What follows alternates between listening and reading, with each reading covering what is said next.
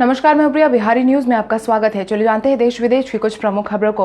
अंडमान निकोबार में 4.3 तीव्रता के साथ हिली धरती। अंडमान और निकोबार में 4.3 तीव्रता के साथ कंपन महसूस की गई है।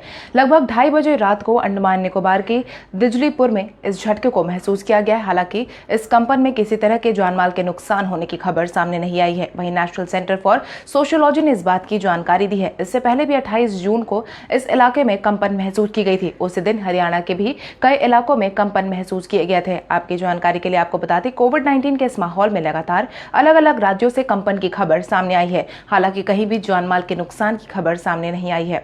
यूनिवर्सिटी की फाइनल ईयर की परीक्षा को कैंसिल करने की उठी मांग।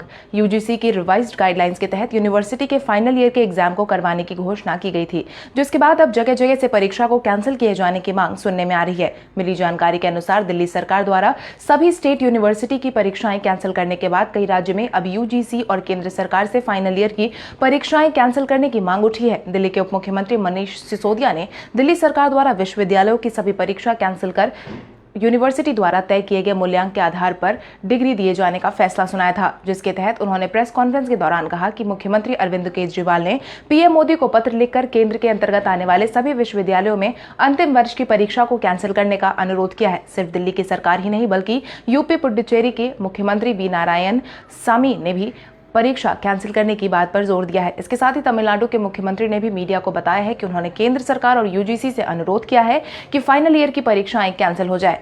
राहुल गांधी ने कोविड-19 को लेकर शेयर किया एक ग्राफ। कोविड-19 के बढ़ते माहौल को लेकर राहुल गांधी अक्सर सरकार पर निशाना साधते रहते हैं। वहीं एक बार फिर से उन्होंने मोदी सरकार पर सवाल उठाए हैं, जिसके तहत उन्होंने अपने सोशल मीडिया हैंडल से एक ग्राफ को ट्वीट किया है और लिखा है कि कोविड-19 के खिलाफ जारी जद्दोजहद में भारत की क्या यह अच्छी स्थिति है। कांग्रेस नेता ने जो ग्राफ शेयर किया है उसमें दक्षिण कोरिया, अमेरिका, भारत और न्यूजीलैंड में साप्ताहिक आधार पर एवरेज मामलों का जिक्र किया गया है, जिससे जाहिर होता है कि दक्षिण कोरिया और न्यूजीलैंड कोविड-19 की जद्दोजहद से बाहर निकल रहा है। वहीं अमेरिका और भारत में मामले अभी भी तेजी से बढ़ रहे हैं, लेकिन हमारे मुकाबले अमेरिका की स्थिति में ज्यादा सुधार हो रहा है। आपकी जानकारी के लिए आपको बता दें, राहुल गांधी ने केंद्रीय गृह मंत्री अमित शाह द्वारा भारत में कोविड-19 के लिए पर्याप्त कदम उठाए जाने के दावे के बाद ही प्रभावित संख्या का ग्राफ जारी किया है। भारत के इस युवक ने लोगों को समोसा निहारी खिलाने के लिए गूगल तक की नौकरी को कहा था ना।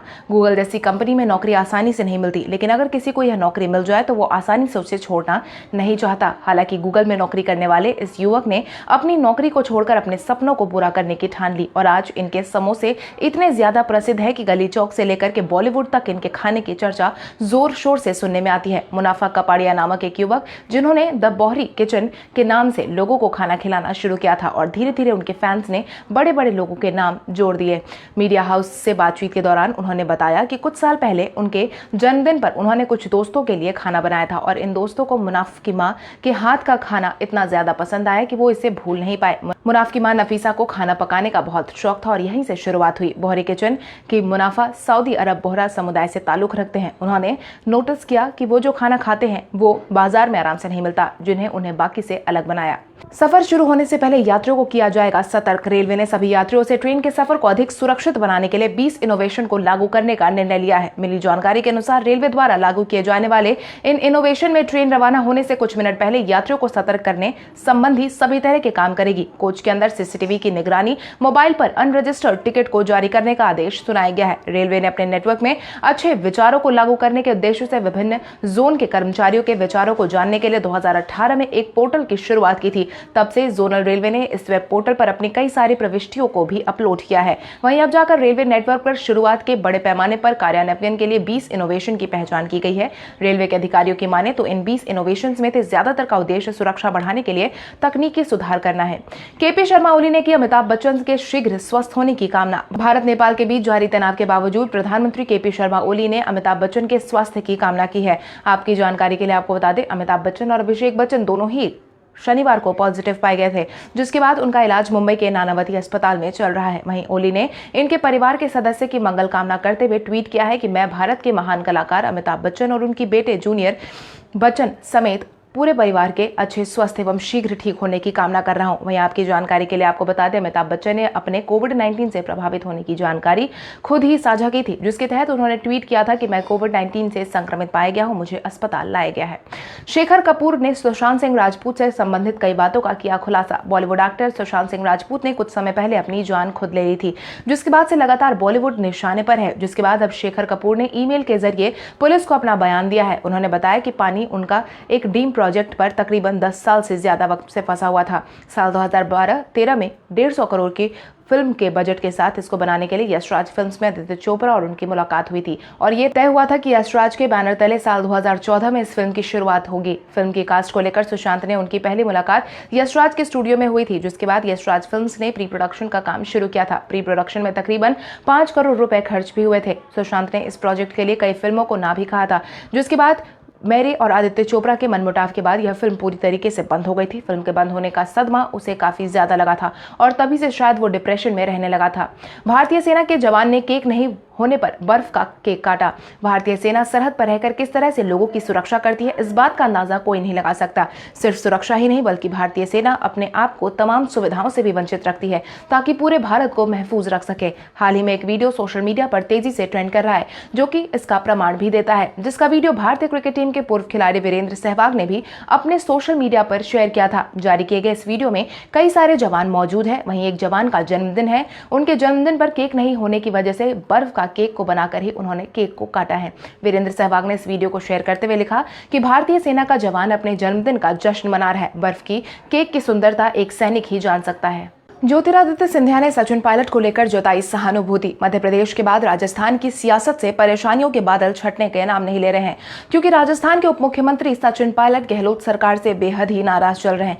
दोनों के बीच सनातनी इतनी ज्यादा बढ़ गई है कि अब दोबारा से राजस्थान में सरकार गिरने की नौबत आ गई है। वहीं ज्योतिरादित्य सिंधिया ने भी एक ट्वीट कर कांग्रेस की मुश्किलें और ज्यादा बढ़ा दी है। सिंधिया ने राजस्थान के उप मुख्यमंत्री सचिन पायलट की नाराजगी के बहाने अशोक गहलोत सरकार से चुटकी ली है, जिसके तहत उन्होंने ट्वीट करते हुए लिखा है कि सचिन पायलट को भी राजस्थान सीएम द्वारा साइडलाइन और सताया जा रहा है देखकर दुखी हो रहा हूं।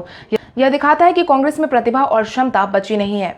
चीन के साथ घटा भारत का आपसी व्यापार। भारत चीन के बीच उत्पन्न हुए तनाव के बाद भारत और चीन के बीच द्विपक्षीय व्यापार 2019 में घटकर 81.87% रह गया था, जो कि 2018-19 में 87.08 अरब डॉलर था। दोनों देश के बीच व्यापार अंतर भी 53.53 अरब डॉलर से घटकर 48.66 अरब डॉलर रह गए हैं। आंकड़ों के अनुसार अमेरिका लगातार दूसरे साल 2019-20 में भी भारत का सबसे बड़ा व्यापार साझेदार बना है, जो दोनों देश के बीच बढ़ते आर्थिक संबंधों को साफ तौर पर दर्शा रहा है। वाणिज्य मंत्रालय के आंकड़ों के अनुसार 2019 में अमेरिका और भारत के बीच द्विपक्षीय व्यापार 88.75 अरब डॉलर रहा है, जो कि 2018-19 में 87.96 अरब डॉलर था। सीमा पर उठे विवाद की वजह से भारतीय बाजार में लगातार चीनी सामानों के बहिष्कार की मांग उठी और यही कारण है कि आर्थिक संबंध अमेरिका के साथ और ज्यादा मजबूत होते जा रहे हैं।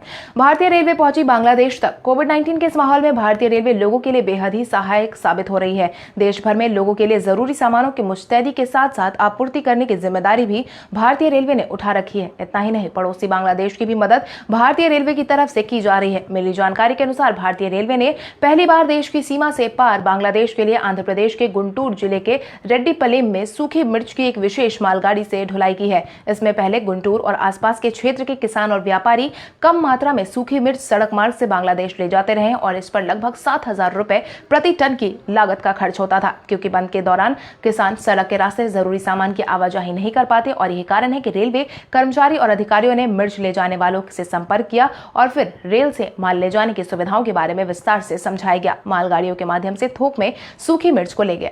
शशि थरूर ने कांग्रेस को मजबूत करने की अपील। कांग्रेस नेता शशि थरूर ने देश के लोगों से पार्टी को मजबूत करने की अपील की है, जिसके तहत उन्होंने कहा है कि फिलहाल देश को एक ऐसे उदारवादी पार्टी की जरूरत है जो समाज के हर वर्ग को साथ लेकर चले, जिससे भारत का सम्मान हर जगह बने। शशि थरूर ने इसके लिए एक ट्वीट भी किया है, जिसमें उन्होंने लिखा कि मैं पूरे विश्वास के साथ कहता हूं कि हमारे देश को एक उदारवादी पार्टी की जरूरत है जो मध्यवर्गीय पेशेवरों की अगुवाई में समावेशी राजनीति और भारत के बहुलवाद के सम्मान के लिए प्रतिबद्ध हो। हालांकि शशि थरूर के इस ट्वीट को कई मायनों से महत्वपूर्ण माना जा रहा है, क्योंकि पार्टी के पुराने और दिग्गज नेता सचिन पायलट के कांग्रेस छोड़ने और भाजपा ज्वाइन करने की अटकलें लगातार सुनने में आ रही है। यही कारण है कि शशि थरूर बार बार कांग्रेस नेतृत्व को मजबूत करने की मांग कर रहे हैं।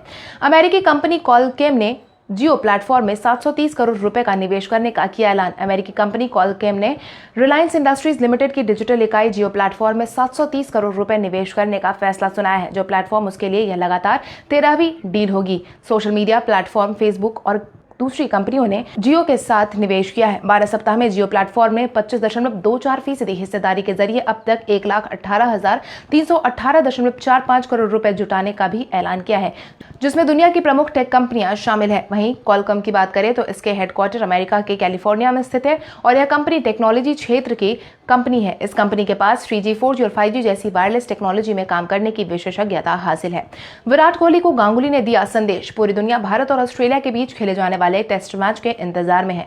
भारतीय टीम ऑस्ट्रेलिया दौरे पर इस साल के अंत में जाने वाली है, लेकिन इस टेस्ट सीरीज को लेकर अभी भी काफी ज्यादा चर्चाएं हो रही है। भारतीय टीम में 2018-19 दौरे पर 4 मैच की टेस्ट सीरीज में ऑस्ट्रेलिया को उसकी ही धरती पर 2-1 से हराया गया था। अब बीसीसीआई के अध्यक्ष सौरभ गांगुली ने भी भारतीय टीम की सफलता के लिए पहले से ही सचेत कर दिया है। सौरभ गांगुली का मानना है कि भारतीय टीम पिछली बार की तरह सफलता नहीं दोहरा पाएगी, क्योंकि इस बार ऑस्ट्रेलिया की टीम में डेविड वार्नर और स्टीव स्मिथ की वापसी हो चुकी है। हालांकि दूसरी तरफ सौरभ गांगुली ने विराट एंड कंपनी की बल्लेबाजी और गेंदबाजी की भी तारीफ की है। उन्होंने कहा है कि यह सीरीज इस बार काफी टफ होने वाला है।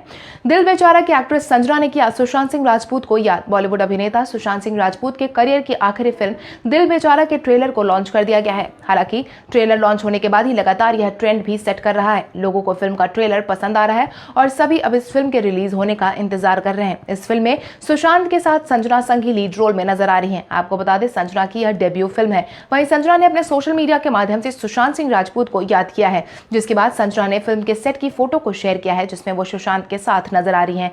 यह फोटो दिल बेचारा फिल्म के ट्रेलर का आखिरी सीन भी है, जिसमें सुशांत सिंह राजपूत संजना के साथ बात करते हुए दिखाई दे रहे हैं। संजना ने कैप्शन में लिखा है, यह सीन मेरा बेहद फेवरेट है। यह सीन को रिकॉर्ड करने में मुझे काफी मजा आया था। तो चलिए बढ़ते हैं आज के सवाल की ओर। आज का सवाल कुछ इस प्रकार है, आपके अनुसार चाइना को छोड़कर भारत का आपसी व्यापार अमेरिका के साथ बढ़ाना कितना सही है? अपने जवाब हमें कमेंट करके जरूर बताएं। इसके साथ ही आज के लिए बस इतना ही। देश विदेश की तमाम बड़ी खबरों से जुड़े रहने के लिए हमारे YouTube चैनल को सब्सक्राइब करें और बेल आइकॉन दबाना ना भूलें। धन्यवाद।